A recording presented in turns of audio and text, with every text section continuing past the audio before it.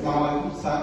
আমি এখন দলের কাছে আসছি স্যার। আমি একটা ভীষণ প্রবলেমে পড়ে গেছি স্যার। আমি দ্য ফাইনাল লিমিটেডে চাকরি করি। আমি এখানে চাকরি করতে গিয়ে একটি ট্রেড ইউনিয়ন সংগঠনের সাথে জড়িত।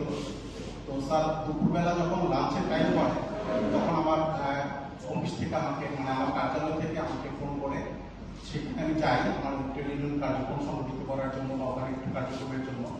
এই খবরটা কিভাবে যেন মালিক পক্ষ পেয়ে যায় স্যার। তো যাওয়ার পরে আমি হয়তো অল্প সময়ের জন্য আমি লাঞ্চ ব্রেকেই গিয়েছি। তো যাওয়ার পরে আমি জাস্ট ট্রেড ইউনিয়নের কার্যক্রম সম্পর্কে আমার নেতাকর্মীদের নিয়ে কথাবার্তা বলতেছিলাম। এই খবরটা হঠাৎ করে মালিক পক্ষের কাছে কানে চলে যায়।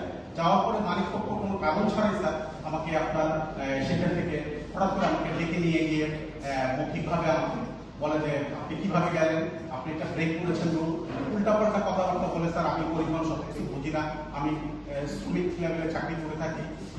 হুট করে আমাকে আমার ইয়ের উপর আমার চাকরির উপর একটা হুমকি দামকি দেওয়া শুরু করে স্যার। তো স্যার আমার লোকটা স্যার বের করে দিয়েছে স্যার, শুধুমাত্র ট্রেনিং করার কারণে স্যার। স্যার আমি এসেছি আমার ওয়ার্কারকে নিয়ে স্যার। আপনি বিষয়টা দেখবেন, আপনি দেখতে পাচ্ছেন স্যার সরাসরি সময় স্যার এখানে লঙ্ঘন হয়েছে, 195 স্যার লঙ্ঘন হয়েছে স্যার। আপনি বিষয়টা কিন্তু দেখবেন স্যার, এইভাবে স্যার বলছে স্যার।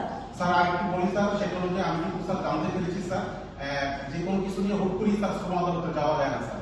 আমি অন্যান্যদের সাথে কথা বলেছি, বললো যে যেহেতু তোমার একটা ইন্টারনাল ইস্যু, তুমি একটা দলের কাছে যাও, দল সালিশি ভূমিকা নিবে এবং মালিক পক্ষকে ডাকবে, ডেকে তারপরে একটা সিদ্ধান্ত নিবে স্যার।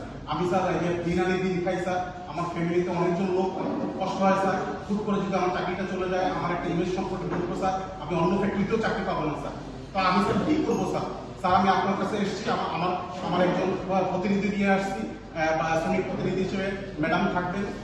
আপনি আমাদের উভয় পক্ষকে ডেকে নিয়ে স্যার একটা প্রতিকার চাই আপনার কাছে এবং ভালো একটা সিদ্ধান্ত আপনি আমাকে দিবেন স্যার। ধন্যবাদ।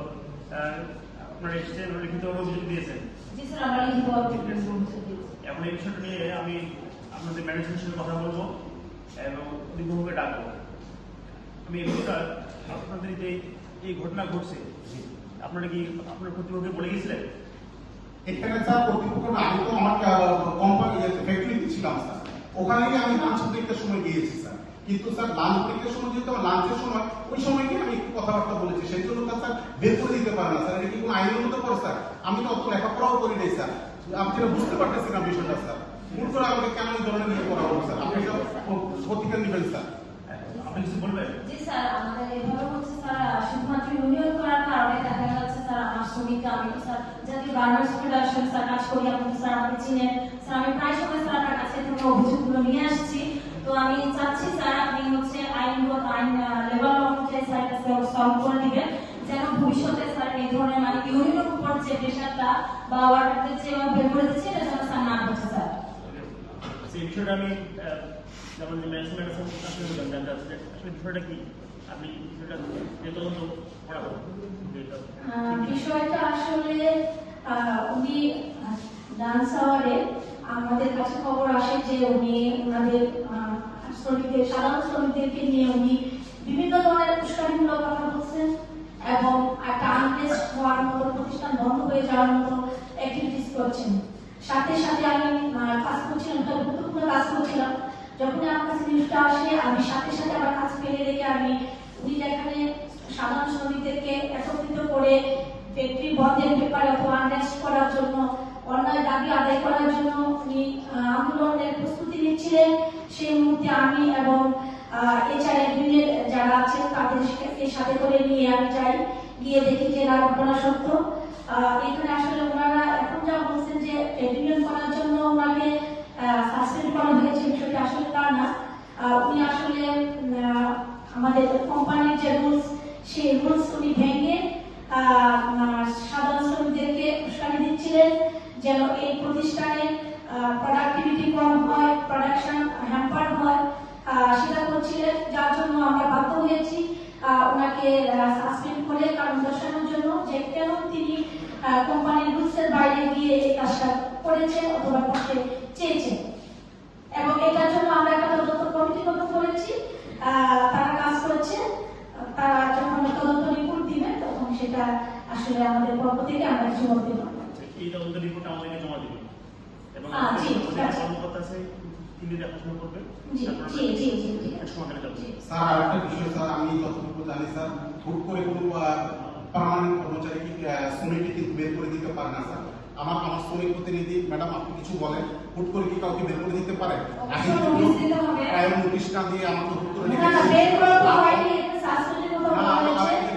বের করা হয়নি। কথা আছে উস্কানিমূলক বিষয়টা আমাকে একজন নেতাকে বের করে দিলেই বরং স্যার উস্কানিমূলক বিষয়টা তৈরি হবে স্যার।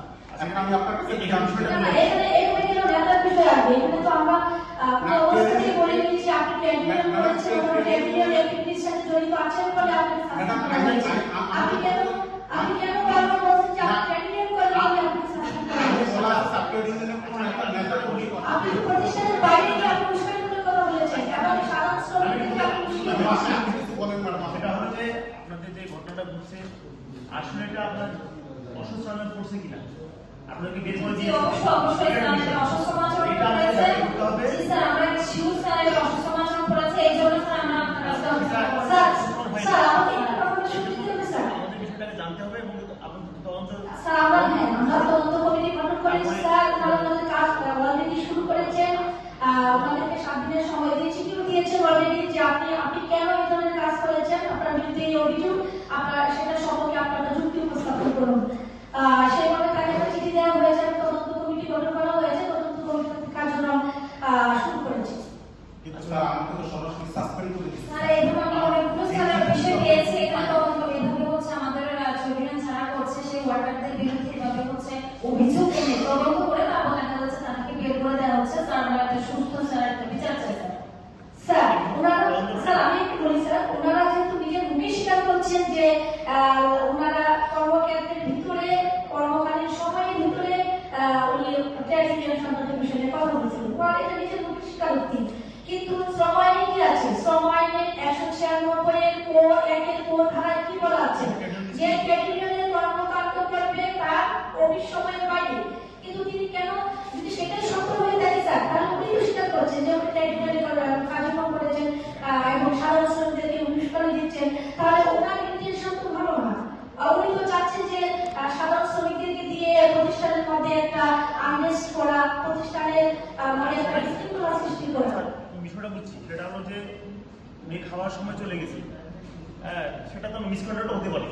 আমরা যা হোক এটা বিষয়টা তদন্ত হবে, তারপর স্যার আমরা যেটা তদন্ত করেছি সেটা সেটা যাই কিনা সেটা আমরা বিষয়টা দেখতেছি, ঠিক আছে।